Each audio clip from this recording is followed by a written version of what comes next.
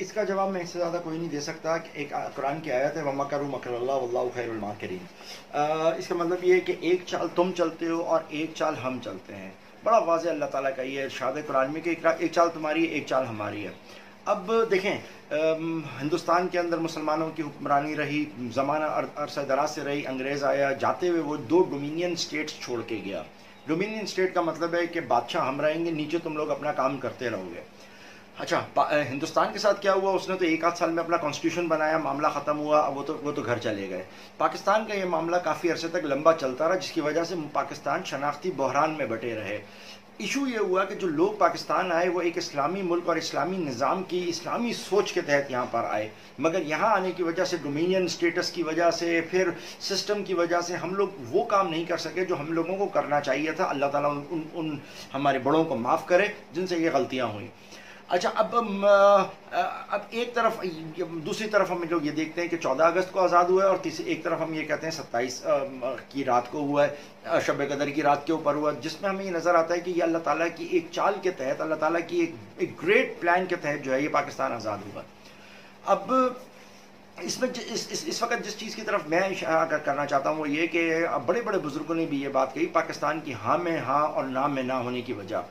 پاکستان کو اللہ تعالیٰ نے ایک ایسا جغرافیہ دے دیا ہے، ایک ایسی جگہ دے دی ہے الحمدللہ کہ دنیا کی نظر میں سب سے امپورٹنٹ بن گیا ہے. کمزور ہونے کی وجہ سے بھی سب سے زیادہ پاکستان اس وقت طاقتور ہے. پاکستان میں بڑا زبردست ذہن ہے، اسی وجہ سے اسرائیل نے شروع سے پاکستان کو اپنا دشمن کہا ہوا ہے، اور وہ ہندو سوچ کو ہمیشہ سے اس نے اسٹرانگ کرنے کی کوشش کیا تاکہ وہ پاکستان کو نقصان پہنچائے. رشیا سب کچھ ہونے کے باوجود بھی وہ پاکستان کے اندر ضرور آنا چاہتا تھا.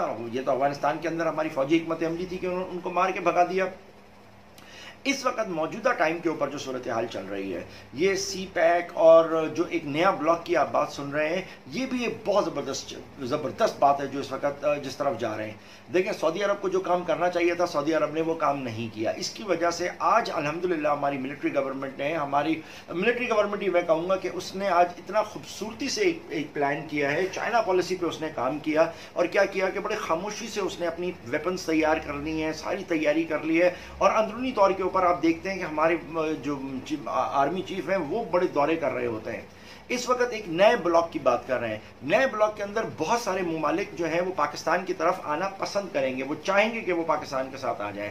اس کے اندر پاکستان کے ساتھ آنے کی وجہ سے جو اسٹرینتھ پاکستان کو ملے گی، اس کی وجہ سے وہ جو امریکہ اپنا سارا کام سعودی عرب سے پریشر ڈلوا کے کرتا تھا اس سے آپ بچ جائیں گے. اچھا پاکستان کے پاس پہلے کوئی ایسی اسکیپ گوٹ تھی نہیں کہ پاکستان کس کے بلاک کے اندر جائے، تو وہ امریکہ کے ساتھ کام کر رہا تھا. مگر اب ہم یہ دیکھتے ہیں کہ اس وقت ورلڈ پاور کے لیے جو سب سے زیادہ موزوں ترین اس وقت کوئی ملک ہے تو وہ اس وقت چائنا ہے. اور چائنا نے اتنی خوبصورتی سے سارا کام شروع کر دیا ہے کہ جو ون بیلٹ کا کام کیا ہے. دیکھیں اس وقت سروائیو وہ کرتا ہے جس کے پاس تجارت ہوتی ہے. تجارت کے لیے آپ سمجھیں کہ 2 سوچیں پیدا ہوئی تھی ورلڈ وار 2 کے بعد. ایک سوچ تھی کہ ملٹری پاور اور ایک تھی آپ کی اکنامک پاور. تو چائنا جاپان یہ وہ ملک تھے جو اکنامک پاور کی طرف چلے گئے تھے. انہوں نے کہا جی ہماری اکانومی اسٹرانگ ہونی چاہیے. آج امریکہ کی اکانومی اتنی اسٹرانگ ہو چکی ہے، اس اکانومی کے اسٹرانگ کے ساتھ ساتھ انہوں نے صرف تجارت پہ کام نہیں کیا بلکہ انہوں نے ملٹری پاور بھی اپنا بڑا اسٹرانگ کیا. اور چائنا کے پاس اتنی خوبصورت ملٹری پاور ہے اور اتنے ایسے اکوپمنٹس ہیں کہ وہ امریکہ کو بیٹھے بیٹھے جام کر سکتا ہے.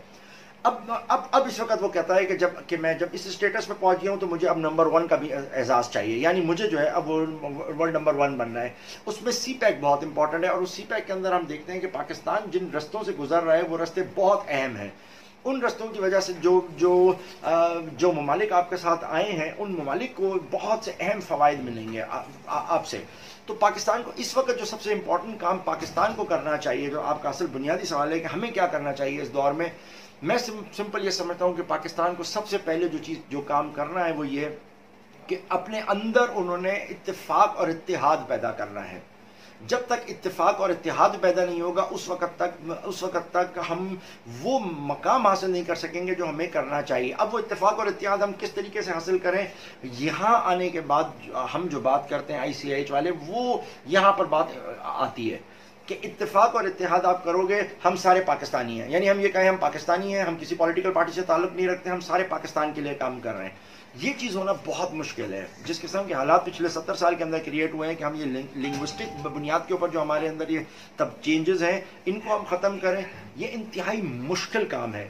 اس لیے میں بار بار جس چیز کا کہہ رہا ہوں کہ قرآن کا فارمولہ یہ تھا وَاعْتَصِمُوا بِحَبْلِ اللَّهِ جَمِيعًا وَلَا تَفَرَّقُوا، یعنی اس وقت تم تفرقے بازی میں نہ پڑو اور تم اللہ کی رسی کو مضبوطی سے پکڑو، اور وہ نظام اسلام کا نظام ہے اور وہ نظام دین کا نظام ہے۔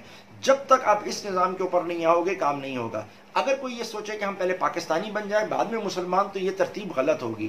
پہلے مسلمان بناؤ، امت مسلمان کے اوپر بنے گی، اس کے بعد ہم دیگر چیزوں کی طرف جائیں گے اور بہت آرام سے اور اطمینان سے جائیں گے۔ یہ میں آپ کو بڑی شرطیہ کہتا ہوں۔ اس لیے اس وقت پاکستان میں اسلامی نظام کا ہونا سب سے زیادہ ضروری ہے۔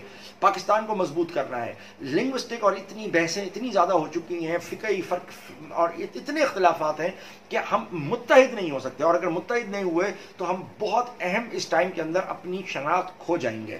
اور یہ موقع اس وقت پاکستان کو آگے لے جانے کا، اور اس کے لیے میں کہتا ہوں کہ یہاں پر آپ کو شدید ترین ضرورت ہے کہ اسلامی نظام کو نافذ کریں، اسلام کو اپنی گائیڈ لائن بنائیں، پھر سارے مسائل آپ کے بہت آسانی کے ساتھ ہو جائیں گے۔ اسی کی وجہ سے آپ کے پاس سے سیاسی مسائل بھی حل ہو جائیں گے۔ یہ جو سیاسی درجنوں ہزاروں کی تعداد میں ہماری پارٹیاں، یہ بھی ختم ہو کے لمیٹڈ پارٹیز کے اوپر آ جائیں گی، تو پاکستان بہتر مستقبل کی طرف جائے گا۔